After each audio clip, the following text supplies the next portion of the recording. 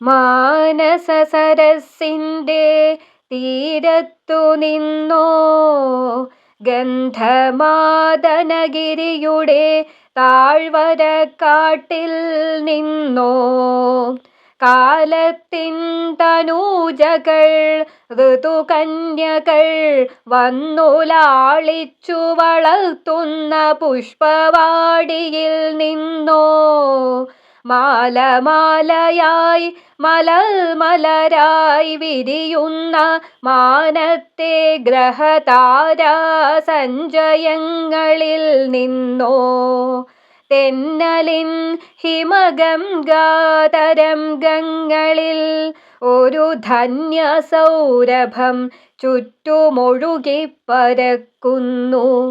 ഞാനതിലറിയാതെൻ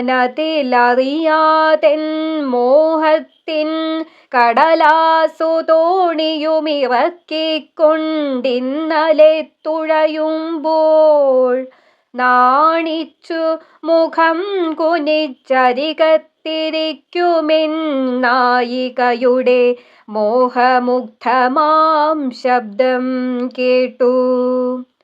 പ്രപഞ്ചം നിറയുമീ ദിവ്യസൗരഭത്തിൻ്റെ പ്രഭവനികുഞ്ചത്തിൽ ചെന്നിറങ്ങണം നാഥൻ. എവിടുന്നായാലും